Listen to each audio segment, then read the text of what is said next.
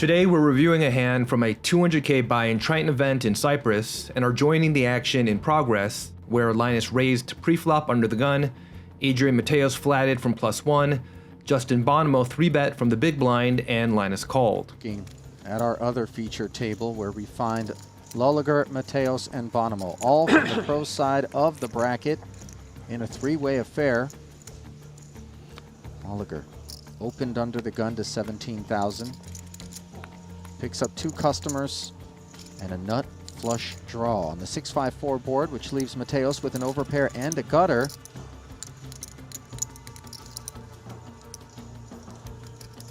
Not the flop that Bonomo was thinking of here. Absolutely not. But it may be good shape too. He should hopefully be, or likely be able to get away without losing any more money, I would imagine. So Justin makes a very tiny 11% pot bet, and not surprisingly, the solver does not like this bet out of position multi-way on the 6-4-5 board. And if we run the exact same sim, but two-handed, we see that this is a pure check, even without Adrian behind. This is largely a function of the pre-flop raiser's nut disadvantage, as he should not have many or any 2 pairs, sets, or straights on this board, and Justin may not even have the overpair advantage depending on how polarized his squeezing range is from the big blind versus early position.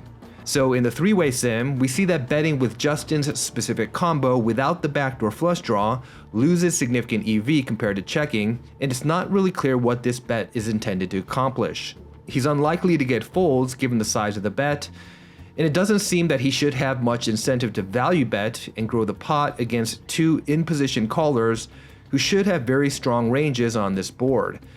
If we had to speculate on Justin's reasoning for this play, perhaps the bet was designed to specifically fold out Linus and to isolate Mateos, given that Linus should be playing relatively snug, sandwiched in between 2 strong ranges. It'll be interesting to see how Linus and Adrian play their hands here. I mean, this is a spot where ranges should be very strong from all 3 players. So 8s with the club obviously looks like a great hand on this board. So given that Bonomo's c-bet was not a thing, to analyze this hand further with the solver, we node-locked his strategy to just c-bet his entire range with this tiny sizing.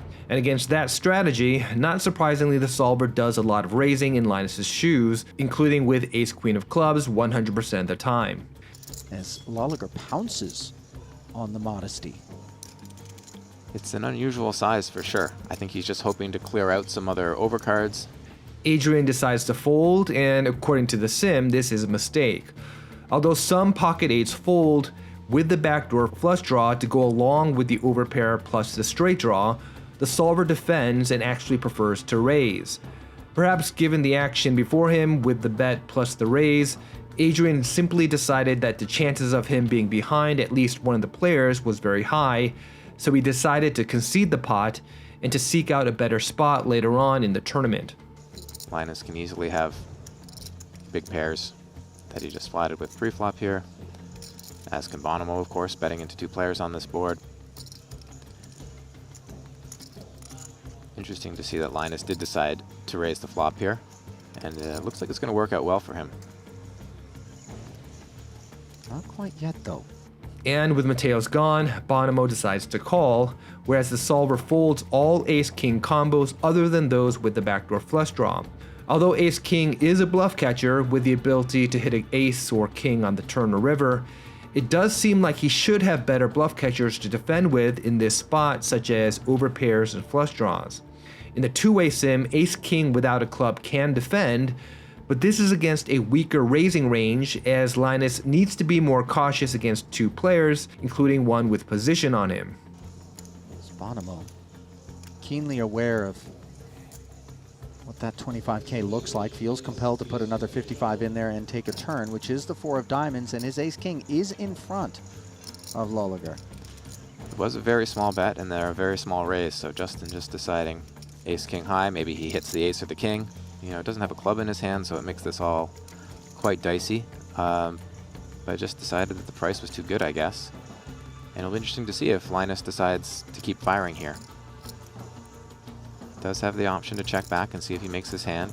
Bonomo could, of course, be slow playing a hand like aces or another big pair. Although he may have chosen to continue putting money in on the flop with those hands as well.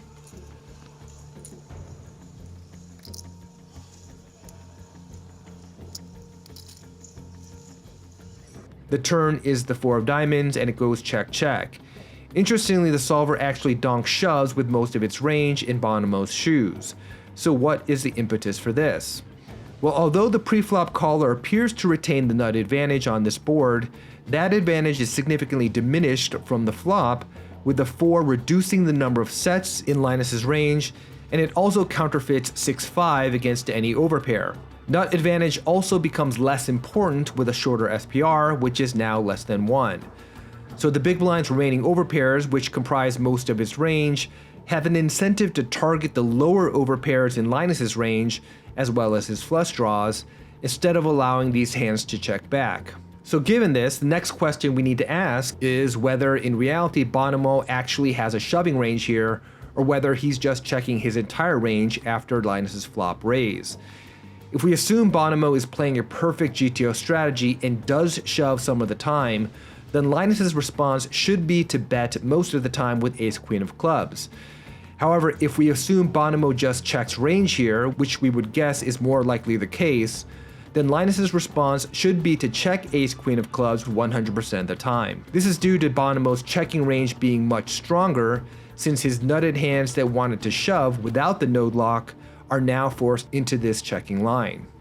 Linus will check back the turn and will bink the perfect card on the end, Mike. The king of clubs giving Bonomo kings up, ace kicker, and Lolliger, of course, the nut flush.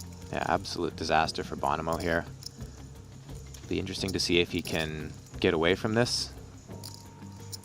But with less than pot to play, it's going to be very difficult. Yeah. Do you expect he'll probably make a bet here? Small bet seems like it would make sense. So on this king of clubs river, Bonomo decides to lead out with a small block bet, which the solver doesn't prefer given Linus's check back in position on the turn. Basically, only top pair can bet here for value, so the solver prefers to use the larger size to target weaker king X and under pairs, which Linus should have plenty of. Right, it would have made a lot of sense for Linus to raise with a smaller overpair on the flop to deny equity, but once Justin called, to then check back the turn. And this is the case even if we remove the middle sizing and only allow the big blind to block or shove. So what we're going to do is go back to the turn and unlock it and allow the solver to play the equilibrium strategy, except we will force the solver to check pocket kings without a club 10% of the time.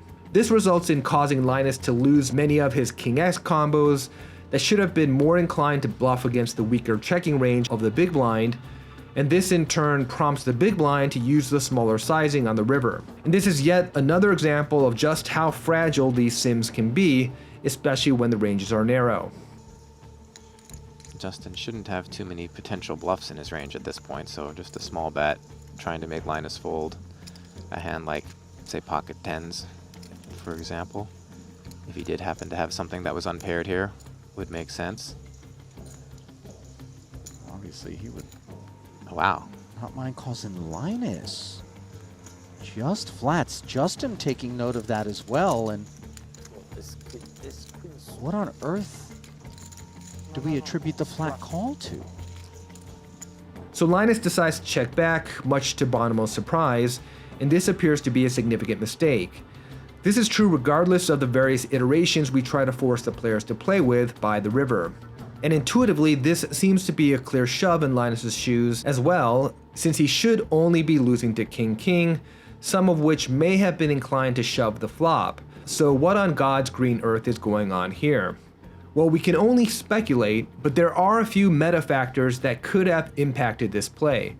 One was that although at this point the players were well away from the money, presumably there was some non-zero impact of ICM that these chip EV sims do not take into account that may have influenced the ranges of both players. Additionally, the structure of this tournament was unique in that there was an even number of pros and VIPs who were segregated at this stage of play. According to Bonomo himself, this resulted in a dynamic where many of the pros were playing very snug at this point with the goal of just hanging on until the pool became mixed, so the pros could take advantage of, play against VIPs instead of the other pros. Another possible explanation for Linus's play relates to a video we published a while back entitled How to Exploit GTO Players. In that video, we argued that trying to play an equilibrium strategy against someone who is more well-studied will often be an uphill battle. So an alternative tactic one could try to implement would be to take unusual lines to deliberately move the game off tree. This could potentially decrease the edge of players that do a lot of solver work, since they would be forced to formulate strategies outside their familiar territory. As anyone that uses solvers knows, if you traverse down branches of the game tree that are not solver approved, the results will often end up being totally unusable. And perhaps this is, in a way, what happened here, with Bonomo's non-standard lines causing the human solver to malfunction. There were several post-flop actions taken by Justin that were not solver approved, moving the game way off tree, including his flop c-bet, his call of Linus's raise with ace-king without a club, and his small river bet. So although Linus is arguably the best player in the world and undoubtedly knows how to exploit and how to reason his way through novel spots, in a 3-bet, multi-way MTT spot with the opponent taking unusual lines, it wouldn't be surprising for even someone like Linus to have difficulties constructing a reasonable range for villain, and then on top of that, assessing the probability of that range having sufficient weaker hands that could call a raise. For example, it's possible that Linus's thought process could have involved methodically constructing Bonomo's likely range based on his actions pre-flop through the river. And he may have determined that Justin's bet was likely either a random bluff, like an underpair with a club, or something like ace-5, a value bet like aces or ace-king, or a trap with pocket kings. Obviously, Linus wouldn't want to shove against kings, and there's no point to shove against a bluff. So his primary target for a raise would be the value portion of Bonomo's range, and specifically the value portion that can call a shove. Based on this, perhaps Linus decided to check back because Justin's best bluff catchers would be aces or ace-king with a club, but the king of clubs was on the board, and the ace of clubs was in Linus's hand. Additionally, even if Justin allocated some flushes to this small bet, Linus's queen likely blocks some of those as well. So perhaps Linus decided to check back with ace-queen, and he would have rather shoved with something like pocket 6s, 5s, or 4s, or 5-4 if he had that. Now contrast Linus's hypothetical thought process to the thought process of your average novice, which may look more something like the following. I'm up against a guy with pink hair with an unknown range. There's less than a pot-sized bet left, and my hand is strong. Based on that, I'm going to shove. In my opinion, the more methodical thought process is superior overall to the more rudimentary one as a general matter. However, one potential drawback with a more detailed, precise analysis is that you can sometimes lose the forest for the trees, particularly in unique, complex spots. And even if you're adept at constructing ranges on the fly, which I'm sure Linus is, it can be very difficult for any human to assess probabilities in real time. So sometimes in these weird off-tree spots, you simply need to step back, take a 50,000-foot view, and just play the strength of your hand, because any range you attempt to construct will likely be grossly inaccurate. So that's the video for today. Thanks for watching, and until next time, stay balanced.